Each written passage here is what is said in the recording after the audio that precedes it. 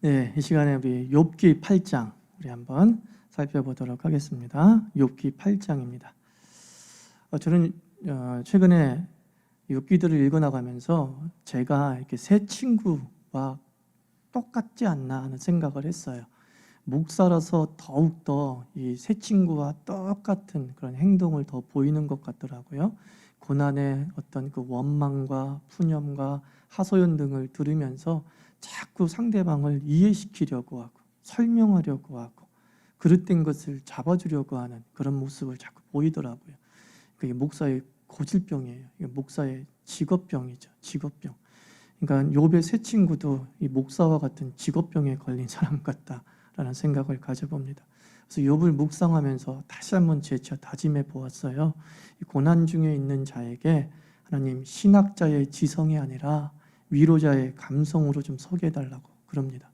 내가 이 강단에서는 때로는 거의 90%가 신학자의 지성으로 설 때가 많이 있지만 성도들 개개인의 삶을 만날 때는 사실 위로자의 감성이 더더욱 필요하다라는 생각을 하면서 여러분들도 혹시 어떤 사람들을 위로하러 갈 때에 이런 외침을 하고 가세요. 하나님, 내가 학자의 지성이 아니라 위로자의 감성으로 서게 하옵소서. 그러면 조금 더 그 사람의 마음을 공감하면서 좀 힘을 주는 그리스도인이 되지 않을까 하는 생각을 가져봅니다. 이제 욥기 8장은 말이죠. 친구 빌닷의 첫 번째 말이죠. 이제 엘리바스가 가장 먼저 말을 꺼냈죠. 그다음에 이제 빌닷이 욥을 향해서 두 번째 말을 꺼집어냅니다. 그 빌닷의 내용들을 읽어보면 이 빌닷은 어떤 사람이냐면 그 옛 지혜에 기초한 정통교리의 수호자, 이렇게 생각하면 돼요. 정통교리의 수호자. 하나님의 공의와 그리고 그 실현에 대한 절대적인 믿음이 있던 사람이에요. 이제 하나님의 공의가 종말론적으로 이루어진다는 그 믿음은 누구나 갖고 있잖아요. 그런데 이 빌닷은 그 하나님의 공의가 현세적으로 분명히 이루어진다라고 하는 믿음을 강하게 가지고 있죠. 그래서 그 하나님의 공의는 뭐냐?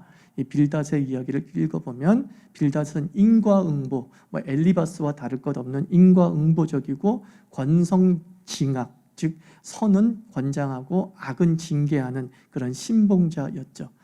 그러니까 이 인과응보나 권성징악이라고 하는 이 틀은 사실 완전한 틀이 아니란 말이에요. 부분적으로 맞고 부분적으로 맞지 않는 일이 벌어지는 거예요. 그러니까 세상을 해석하는 여러 가지 틀은 다 완전하지 않아요. 인과응보, 이게 비성경적이냐 성경적이냐라고 물어보면 우리는 성경적이다라고 말할 수밖에 없어요.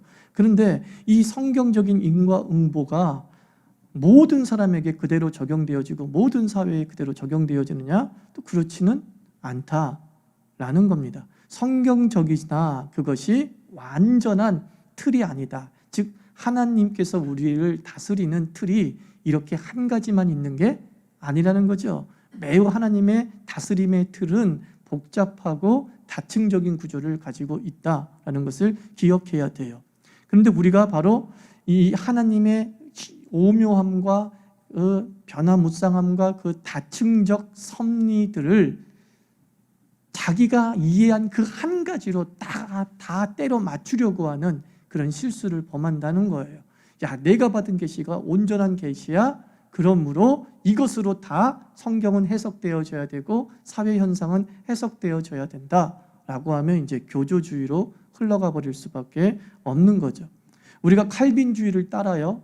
그런데 이 칼빈주의와 어긋난 해석이 있어요. 그게 뭐 알미니안주의고 그게 감리교이고 그렇겠죠. 예를 들자면 그러면 알미니안은 악이 되나요? 비성경이 되나요? 그렇지 않잖아요. 그런데 교조주의에 빠진 사람은 그렇게 몰아버리는 거예요. 칼빈주의가 정통이야. 그러므로 칼빈주의의 틀로만 성경을 해석하고 온전히 바라봐야 돼. 그러면서 감리교도를 아주 우습게 보는 거죠. 아유, 저 한심한 것들, 이렇게 본단 말이에요. 매우 위험한 태도입니다. 우리의 선택에 의해서 이것이 더 많이 잘 설명해 주는 것 같아서 우리는 선택한 거죠. 그리고 안 맞아요. 어떤 칼빈주의가 설명하지 못하는 어떤 부분이 있어요. 그럴 때 우리는 기꺼이 눈을 돌려서 정통의 틀 안에 있는 또 하나의 해석인 다른 해석을 통해서 그 해석되지 않는 부분들을 짜맞춰 나갈 수 있는 그런 어떤 연결의 지혜, 그리고 수용의 지혜가 필요하다는 거예요. 그러니까 비진리를 받아들이고 이단을 받아들이라 그런 뜻이 아니에요. 정통의 틀에서 여러 가지 기둥들이 존재하잖아요. 집이 기둥 하나로만 세워지는 게 아니라 최소한 4개의 기둥으로 세워졌다면 그 4개의 기둥 전체를 아우를 수 있는 그러한 통합의 신학을 가지고 있어야 돼요. 하여튼 이 빌닷은 인과응보와 권선징악의 신봉자 딱 한 가지 틀로만 모든 것을 해석해버리는 그런 오류를 좀 범하고 있는 거죠. 물론 말투를 읽어보면 엘리바스보다는 조금 유해요. 하지만 여전히 좀 논쟁적으로 욥에게 접근하고 있고 욥을 가르치려 든다는 점이 아주 농후하게 드러나고 있어요. 자, 1절부터 3절 한번 읽어봅시다. 개역개정이죠. 수아 사람 빌닷이 대답하여 이르되 내가 어느 때까지 이런 말을 하겠으며 어느 때까지 내 입의 말이 거센 바람과 같겠는가? 하나님이 어찌 정의를 굳게 하시겠으며 전능하신 이가 어찌 공의를 굳게 하시겠는가? 자, 제 번역입니다. 수아 사람 빌닷이 말했다. 욥, 자네가 어떻게 그런 말을 할 수 있단 말인가? 대체 그런 터무니없는 말을 언제까지 푸념하듯 늘어놓을 생각인가? 하나님이 불의하다 생각하는 건 아니겠지? 전능하신 하나님이 억울하게 일을 처리하신 적 있으셨던가? 이렇게 읽을 수 있는 겁니다. 그러니까 그 전에 욥이 그 6장과 7장에서 좀 하나님 푸념했잖아요. 그리고 하나님을 위해서 원망하고 이거 좀 억울하다. 나는 지금 애매하게 고난받는다. 이런 식의 표현을 하지 않았습니까? 그것에 대해서 이제 그 억울함을 토로한 것에 대해서 듣고 있다가 좀 못마땅했던 거죠. 그래서 지금껏 믿고 있던 어떤 신적 가치나 체계에 대한 도전으로 보는 거예요. 욥이 지금 내가 그렇게 귀하게 여겼던 어떤 인과응보, 권선징악의 그 틀에 대해서 지금 도전하고 있다 하면서 자신의 신학에 위기를 느끼는 거죠. 이러다가 큰일 나는 것 아니야? 생각하면서 일단 교리수호가 먼저다라는 생각으로 이 대화에 뛰어들었다고 보는 거죠. 즉 욥을 위로한다는 목적보다는 그것은 겸해서 내가 이 교리를 좀 지켜내야겠다. 지금 욥에게 들어간 잘못된 신앙을 좀 이렇게 걸러내고 제대로 지켜줘야겠다라는 의도로 접근했다는 거죠. 그러니까 하나님에 대한 긍정하려는 자세, 이것은 매우 좋은 겁니다. 다만 욥의 신앙에 대한 이해는 결여된 것이 분명해요. 즉 욥의 신앙의 수준을 이 빌닷이 과소평가하고 있다, 이렇게 보는 거죠. 욥이 신앙이 흔들리거나 그릇된 신관이나 그릇 이해한 하나님의 섭리를 갖고 있다라고 생각했지만 욥은 사실 신앙의 체계가 흔들린 게 아니에요. 그릇된 신학이 들어온 게 아니에요. 그저 힘들 뿐이죠. 그저 힘들 뿐이에요. 그러니까 이 빌닷은 욥의 그 고난 당했을 때 나오는 한두 마디의 이야기를 가지고 욥의 신앙 전체를 지금 오해하고 있다, 그런 생각이 들더라고요. 그래서 이 욥의 신앙을 바로잡아줘야지 라고 하는 거죠. 그가 오랫동안 욥을 지켜보지도 않아놓고선 그 한두 마디를 가지고서 신앙의 정도를 폄하하거나 또는 수준 이하로 잘못 판단하는 그런 실수를 범하지 않았나 싶은 거예요. 그래서 우리의 실수가, 우리가 범할 수 있는 실수를 빌닷도 하는 거죠. 하소연을 자꾸 교리의 틀로 걸러내려고 하는 거예요. 위험한 거죠. 그러니까 하소연을 듣는 거예요. 사람이 죽기 직전인데 무슨 말을 못하겠어요. 그죠? 아이고 죽겠네, 이 말 사실 그리스도인이 하면 돼요, 안 돼요? 아이고 죽겠네 하면 안 되잖아요, 사실은요. 근데 누구나 아이고 죽겠네 다 그런 말 하잖아요. 근데 그걸 갖다가 자꾸 교리의 틀로 해서 당장 여기 말 교통사고 당하면서 택시 탁 치면서 아이고 나 죽네 그러는데, 이 사람아 당신은 죽은 게 아닐세, 하나님은 당신을 지켜낼 것에, 이 말이 무슨 의미가 있어요? 그죠? 무슨 의미가 있어요? 이제 그렇게 이해를 하면 좀 과장됐나요? 그렇게 접근해 보십시다. 그래서 요백의 이 빌닷은 어떤 의도를 가지고 있어요? 하나님은 정의로운 분이시고 그리고 종말뿐 아니라 현세에도 그 정의를 반드시 실현하신다.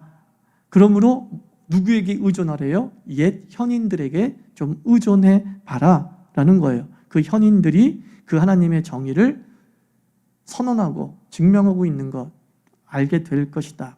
그럼 이제 중요한 질문을 여기서 해야 되는 거죠. 정의란 무엇인가? 이 질문 한번 해봐야죠.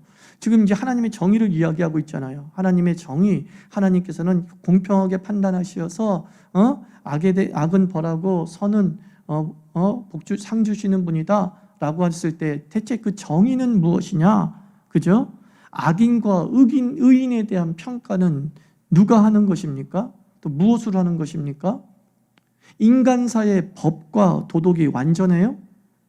완전하지 않죠. 그런데 그 사람이 인간사의 법을 어기지 않았고 인간사의 어떤 도덕 속 평가 속에서 의인이라고 봐요. 그러면 하나님도 그 인간사의 법과 도덕의 틀에서 괜찮은 사람하고 인정한 사람을 하나님도 인정하는가? 이것에 대해서는 우리가 물음표를 붙여야 된다는 거예요. 쉽게 얘기하면 이겁니다. 우리가 저 사람은 정말 법 없이도 살아라고 하면서 그 사람이 한 번도 재판장에 선 적이 없고 소송에 연루된 사람도 없어. 근데 우리는 그 사람을 의인이라고 말해야 됩니까? 근데 우리 의인이라고 말하죠. 그 정도면. 근데 법에 안 걸리고도 얼마나 나쁘게 사는 사람 많습니까? 그렇지 않아요? 도덕적으로 사는 것처럼 보이지만 얼마나 뒤에서 은밀하게 음지에서 더러운 짓거리를 행하는 사람이 많습니까? 우리의 삶에서 일어나는 악인은 필벌, 의인은 필상 이런 게 100% 일어나는 것은 아니다라는 거예요. 다른 말로 해서 우리가 의인이다, 악인이다, 저 사람이 의인으로 복받은 거다, 악인으로 지금 사람은 벌받는 것이다 라고 말하는 게 얼마나 신중해야 되나 이 얘기를 하고 있는 거예요. 하나님이 정의로운 분은 맞아요. 근데 내 입으로 어떤 힘들고 어려운 삶을 살아가는 사람을 보고서 그 사람의 평소 행동을 단추해 봤을 때 악인 같아. 그러니까 그것은 벌이야. 이렇게 말하는 게 얼마나 위험하냐는 거예요. 근데 빌닷에게는 그런 위험 요소가 다분히 있었다는 거예요. 하나님은 정의로운 분이다라는 정답은 있었어요. 근데 그 하나님이 정의를 행사한다라는 증거 또 자기의 경험은 다 무엇이었냐면은 자기가 그저 눈으로 확인한 정도뿐이에요. 깊숙하게 그 사람의 삶까지 파고 들어가지고 해결된 것은 아니다라는 거죠. 자, 이것을 어떻게 알 수 있냐면 이제 4절 말씀에서 빌닷의 지나친 자기 확신과 자기 판단을 엿볼 수 있어요. 자, 보세요. 내 자녀들이 주께 죄를 지었으므로 주께서 그들을 그 죄에 버려두셨나니. 자, 하나님은 정의로우신 분이다. 권선징악하시는 분이다. 하나님은 악인은 필벌하시고 의인은 필상하시는 분이시다 라고 하는데 그 예를 지금 누구들 두고 있어요? 욥의 아들을 딱 두고 있네. 욥이 지금 아들이 죽었다. 아주 그냥 개죽음 당했다. 근데 왜 그런 줄 아니? 그 죄야. 앞서 정의와 연결시킨 뭐예요? 하나님의 정의가 이루어진 거. 이 얘기 아닙니까? 하나님은 정의로우신 분이야. 왜? 네 가족을 보면 알 수 있잖아.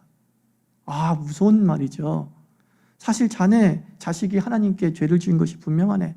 그래서 그들에게 벌하신 것이라는 생각이 드네. 이렇게 읽을 수 있는 거죠. 욥 자녀의 요절, 일찍 죽는 것을 죄에 대한 하나님의 공의 실현. 자연사가 아닌 죽음이 있잖아요. 객사, 요절, 비참한 죽음은 죄 때문이다라는 그런 사고체계가 어느 시대를 막론하고 있어요. 동서고금을 막론하고 이런 사고방식이 있어요. 예수를 안 믿어도요. 죽음의 형태가 그 사람의 살아온 과정에 대한 평가로 보는 이들이 많아요. 그죠? 저 사람은 무슨 죄를 졌기에 저렇게 비참하게 죽었나? 그런 말 하는 사람 있잖아요. 속으로도 그렇게 생각하는 사람도 있잖아요. 정말 그 죽음의 형태가 하나님의 정의가 실현되어지는 방법인가요? 하나님은 죄인은 곱게 안 죽이시나요? 하나님은 의인은 곱게 죽이시나요? 이 빌닷의 사고방식이었다, 이렇게 보면 되는 거예요. 제가 대학교 다닐 때에 기차에서 떨어져 죽은 친구가 있어요. 저랑 같이 군 환송해주고 올라오는 친구였어요. 한 명이 떨어져 죽었어요. 근데 걔 장례식 한 다음에 과 사무실에서 한 여자 여학생, 동기 여학생이 들어와서 한다는 소리가, 걔도 예수 믿는 사람이에요. 그 죽은 애도 교회를 다니고 있고, 천우나 너 목사 될 거지? 그래서 왜? 나는 있잖아, 예수 믿는 사람이라면 그렇게 죽을 수 없다고 생각해. 이 말을 하는 거예요. 그 친구의 그 기차에서 떨어져 죽은 그걸 가지고서 예수 믿는 사람이라면 그렇게 비참하게 죽을 수 없다는 것이죠. 그때 제가 엄청난 충격이 왔었어요. 고민이 온 거죠. 일종의 불교용으로 따지면 선문답을 내가 받은 거야. 21살 나이에. 예수 믿는 사람은 죽을 때 저렇게 비참하게 죽으면 안 돼.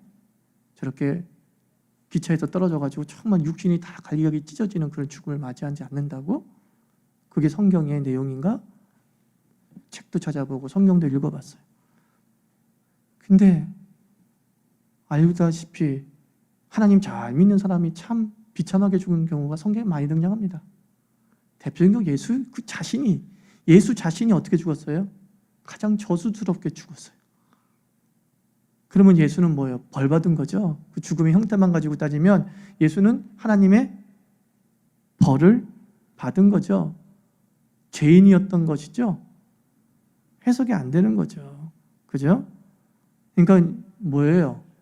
죽음의 형태로 그가 어떻게 인생을 마감하느냐를 가지고서 의인인지 죄인인지 절대로 판단할 수 없다. 그리고 하나님이 필벌하실 때에 죄인을 그렇게 쉽게 죽이시지 않는다? 말도 안 되는 얘기인 거예요. 죄인은 반드시 헐떡헐떡거리면서 죽을 때까지 고생할 거다. 편안하게 산 동안을 따져가지고 죽을 때 엄청나게 고통스럽게 죽을 거다. 그렇지 않더라는 거예요. 그렇지 않더라는 거예요. 그러니까 이 빌닷의 해석이 얼마나 위험한 해석입니까? 그죠? 그래서 욥은 어떤 사람이었어요? 1장을 읽어보면 혹시나 하는 마음으로 자녀가 죄를 지었을까 봐 어떻게 했죠? 자녀들을 위해서 속죄 제사를 드렸던 사람이잖아요. 그 속죄 제사를 드렸다. 다른 말로 뭐예요? 용서받았다. 그 뜻 아니겠습니까? 그러므로 그 자녀에게 임한 급작스러운 죽음은 죄에 대한 형벌일 수 없죠. 왜? 용서받았는데. 속죄제를 드리면서 혹시나는 마음으로 그렇게 속죄제사를 드렸는데 그 속죄제사의 결과는 항상 용서니까 용서받았는데 어떻게 형벌을 받을 수 있겠어요? 그러니까 그런 개념으로 따져도 결코 빌닷의 욥의 가정사에 대한 이 응과 응보적 해석은 지나치다는 거죠. 그리고 빌닷이 욥의 가정사를 알지도 못하면서 그냥 일어난 현상 하나만 가지고서 죄를 지었다, 안 지었다, 거룩하게 살았다, 그렇게 살지 못했다 라고 하는 판단을 내려버린 거죠. 얼마나 교만한 행동입니까? 그죠? 그 사람의 삶을 평가하려면 최소 그가 어떻게 살았는지 알아야 되잖아요. 욥이 날마다 속죄 제사를 드리면서 한 거를 모른단 말이에요. 그것도 모르면서 어떻게 욥을 위로할 수 있겠어요, 사실. 욥의 살아온 사정도 모르니 이렇게 얘기할 수밖에 없는 친구였다라는 겁니다. 그래서 우리는 판단을 내리기 전에 우리가 그 사람을 판단을 내릴 자격이 없다는 것부터 인정하셔야 돼요. 우리는 그 사람의 삶을 판단할 자격이 없어요. 왜 자격이 없어요? 그 사람하고 살아보질 않았기 때문에. 그 사람의 일거수일투족을 우리가 기록하면서 감시해 본 적이 없기 때문에 드러난 것 하나를 가지고서 하나를 보면 몇 개를 알아요? 열을 한다라고 하는 그 일반화의 법칙의 오류에 우리가 빠지면 안 되는 거죠. 안 되는 거죠. 하여튼 이 4절 말씀은 너무 단인해요. 내 자녀들이 주께 죄를 지었으므로 주께서 그들을 그 죄에 버려두셨나니. 너무 잔인해. 이건 신학적 교리로도 너무 잔인해. 잔인해. 6절부터 7절 한번 읽어보시죠. 시작. 내가 만일 하나님을 찾으며 전능하신 이에게 간구하고 또 청결하고 정직하면 반드시 너를 돌보시고 내 의로운 처사를 평안하게 하실 것이라. 내 시작은 미약하였으나 내 나중은 심히 창대하리라. 자, 제가 번역한 걸 읽어드릴게요. 이제부터라도 하나님을 찾고 전능하신 하나님에게 매달리기를 바라네. 욥, 자네 말대로 자네가 삶에 흠이 없고 정직하다면 하나님은 자네를 돌보시고 모든 것을 회복시켜 주실 것이네. 지금 자네의 몰골이나 처지가 형편없지만 나중에는 거부가 될 것에. 이 빌닷이 회복의 조건 두 가지를 이야기하죠. 기도하라, 그리고 행동에 있어서 정직하고 순결하라. 이러면 회복될 거라는 거예요. 자, 이런 대답을 뭐라 그래요? 뻔한 답이라고 얘기하죠. 뻔한 이야기. 물론 뻔한 이야기가 결국은 정답일 수 있을 때가 많이 있어요. 가장 쉬운 답이에요. 내가 말할 수 있는 가장 쉬운 거예요. 쉬운 거예요. 그래서 가장 뻔한 답. 그래서 이 욥기 8장에 나오는 이야기들에 대해서 욥기 9장에서 욥이 어떤 말로 시작하는 줄 아세요? 자네가 말한 거는 새로운 것이 없군, 이렇게 시작해요. 욥도 다 알고 있는 답이었다라는 거예요. 그죠? 그 답을 무시하는 게 아니라, 잘못된 답이라고 욥이 얘기하는 게 아니라, 나도 이미 알고 있고 이미 그렇게 하면 된다는 걸 알아. 그리고 난 하고 있어, 안 하고 있어? 사실 해봤어. 근데 아직까지 이 모양 요꼴이다. 이 사실을 빌닷이 간과하고 있는 거죠. 있는 거죠. 또 거꾸로 얘기하면 당신이 지금 이렇게 힘들고 어렵게 산 이유는 기도하지 않았기 때문이다. 이렇게 말하면은 그 사람의 신앙 자체가 송두리째 부정되는 것 아닙니까? 그죠? 기도해도 고난이 있어요, 없어요? 있을 수 있잖아요. 그죠?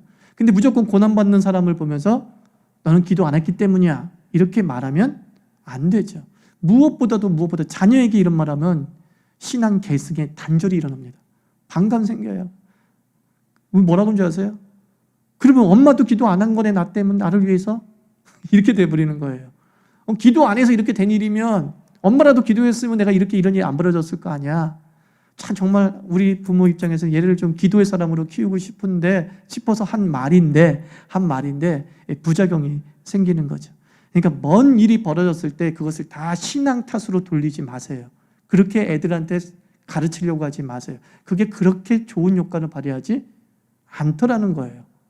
부작용만 나온다는 거예요. 그냥 애가 힘들고 어려우면 우리도 똑같이 이 욥의 새 친구처럼 되는 부모가 되지 않으려고 노력해야 되는 거예요. 그죠? 뻔한 답으로 애를 설득하려고 하고 이해시키려고 할 필요 없이, 지금 애가 너무 힘들어. 그러면 어떻게 되는 거죠? 같이 힘들어하는 거죠. 거기서 이걸 점핑 보드로 삼아서 신앙을 집어넣어야지.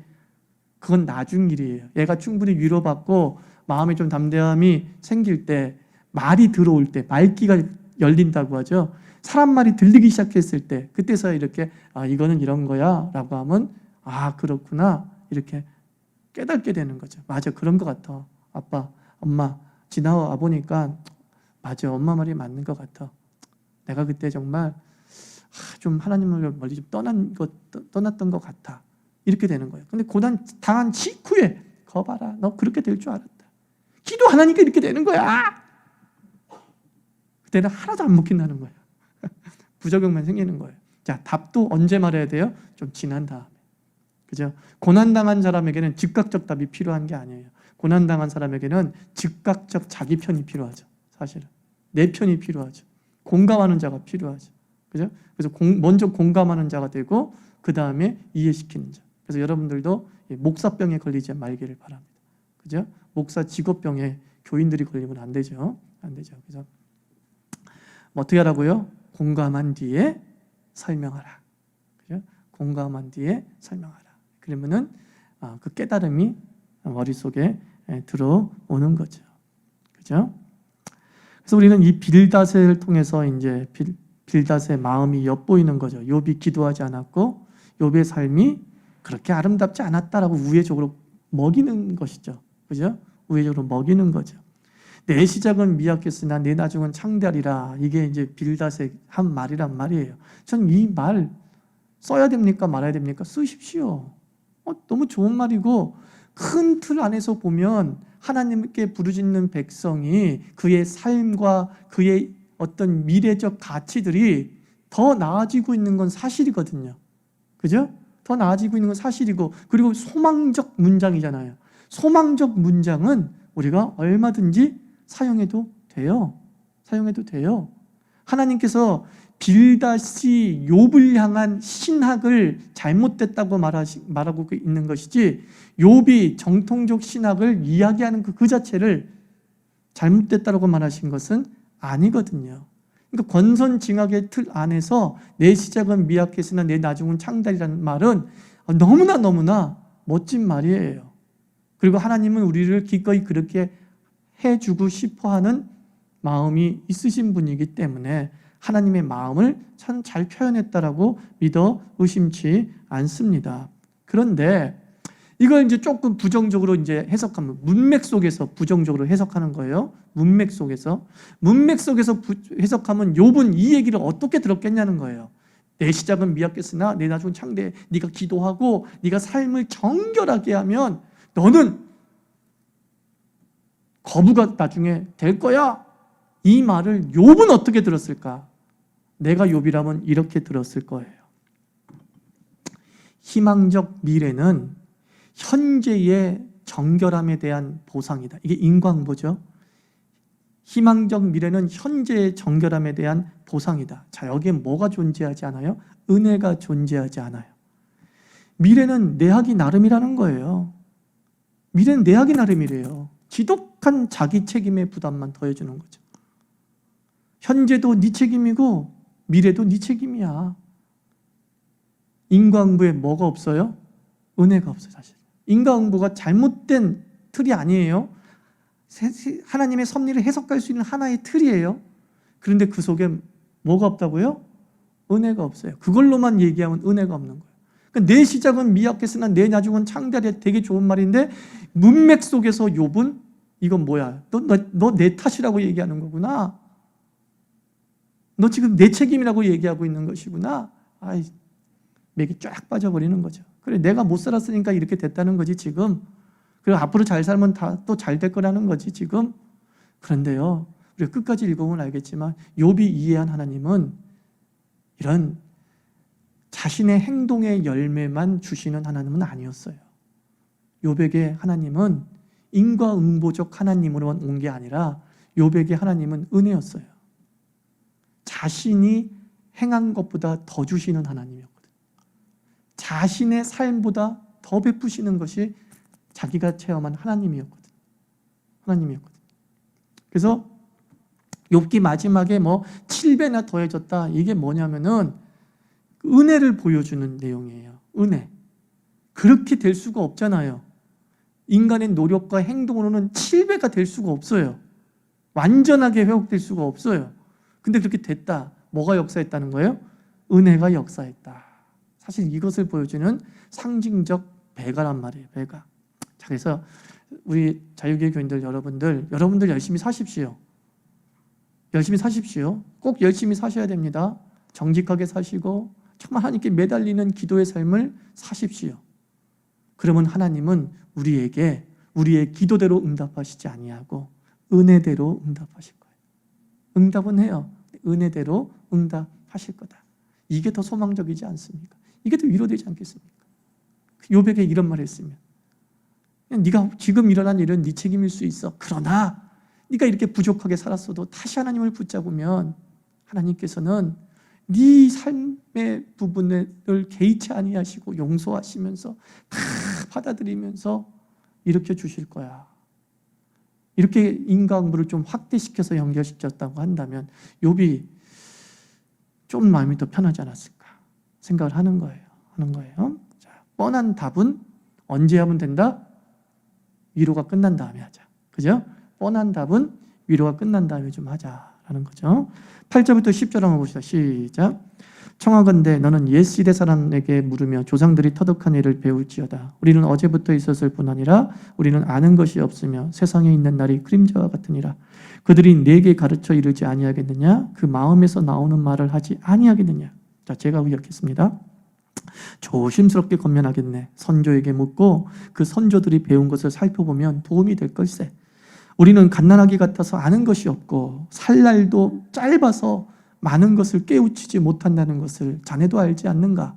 그러니 먼저 경험한 선조의 삶을 자네의 처지와 비교해서 살펴보면 지혜를 얻을 것이네. 그러니까 선조들의 지식을 배우라는 말이죠. 그죠? 다른 말로 욥의 어떤 무식을 좀 지적하는 것 같지 않습니까? 너 자네 도대체 배운 게 뭔가? 조상들에게서 배운 게 뭔가? 그것 하나도 못 배웠단 말인가?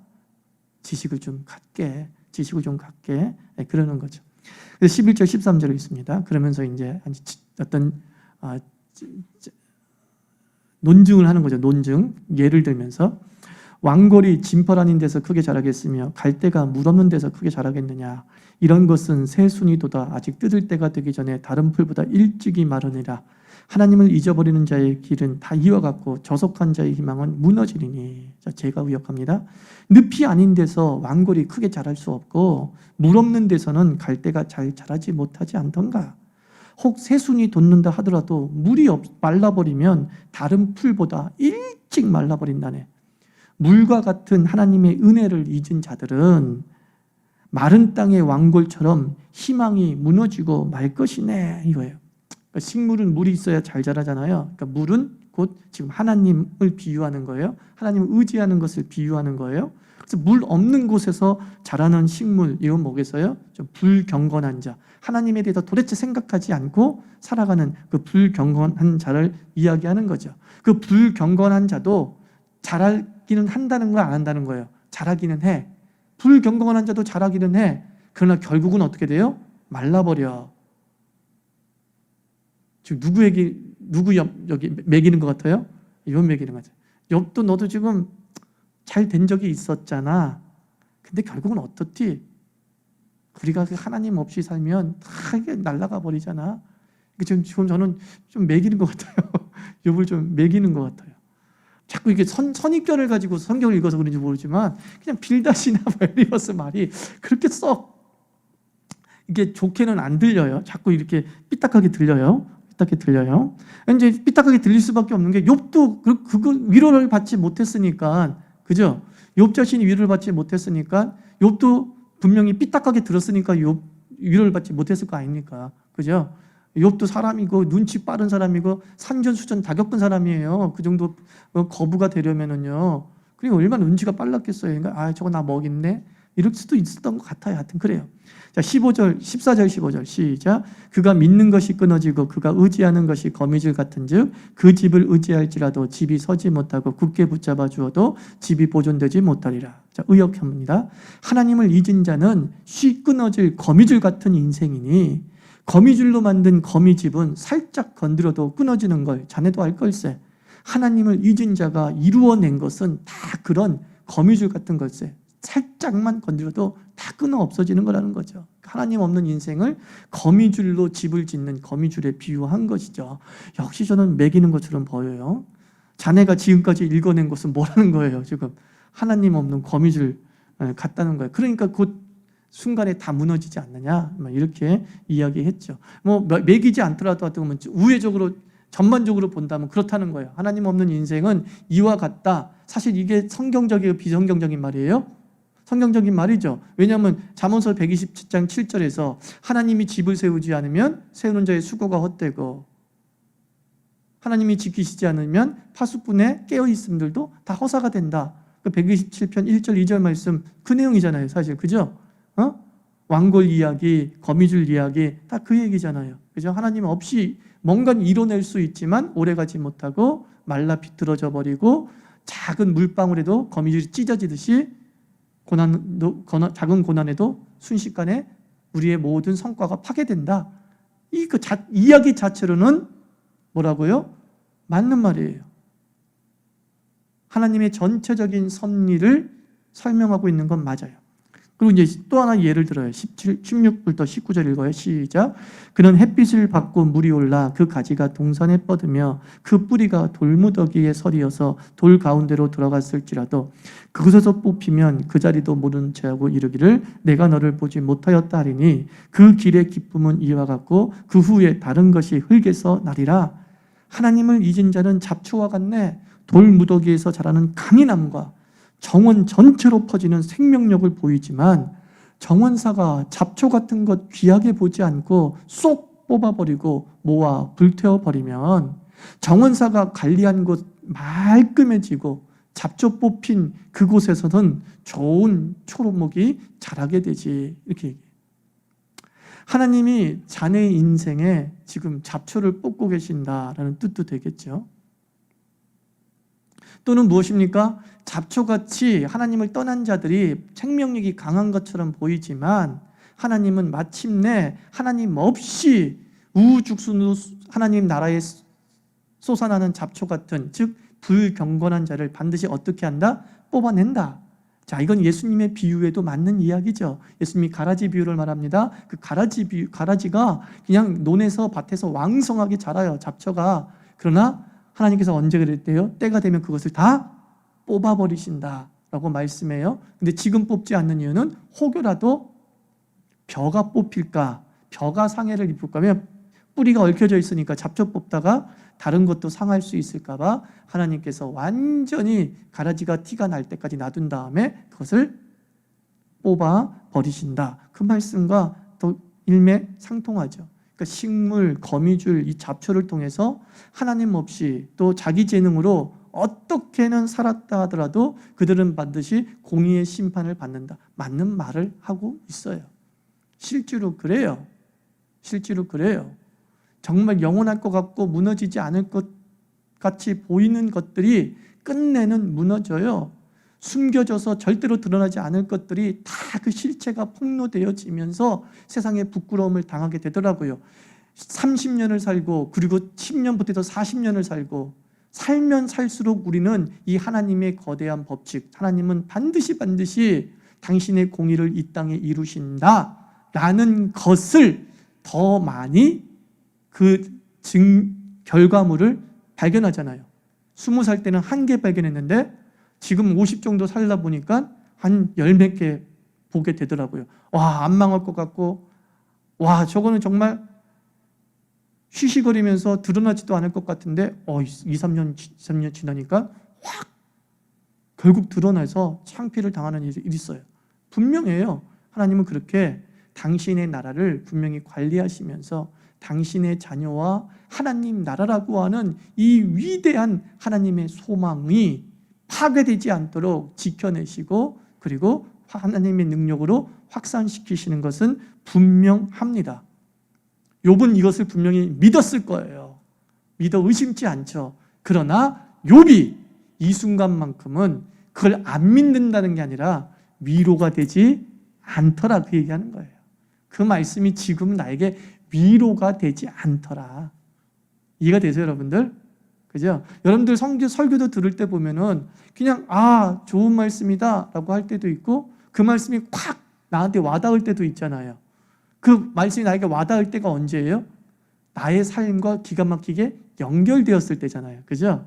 연결되었을 때. 이것도 마찬가지예요.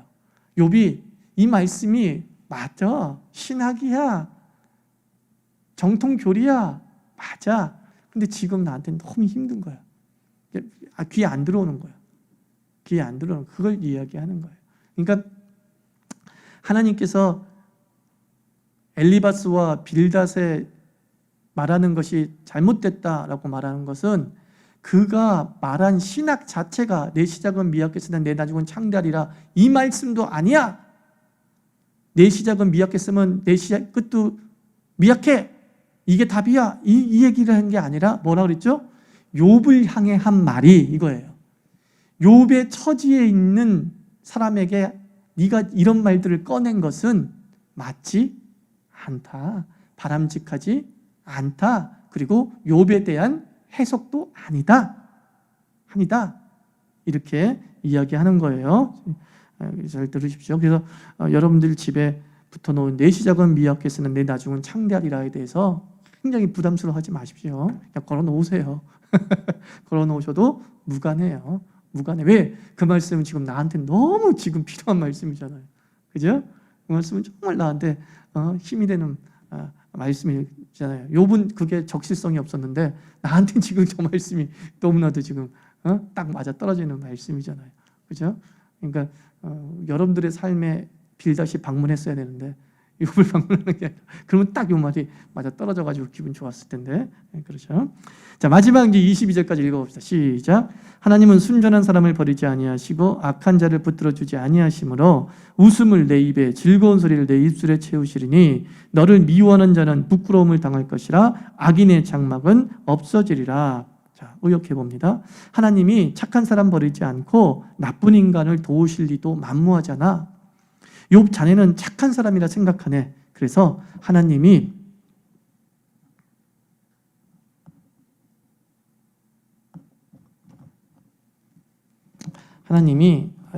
컴퓨터 죽었다.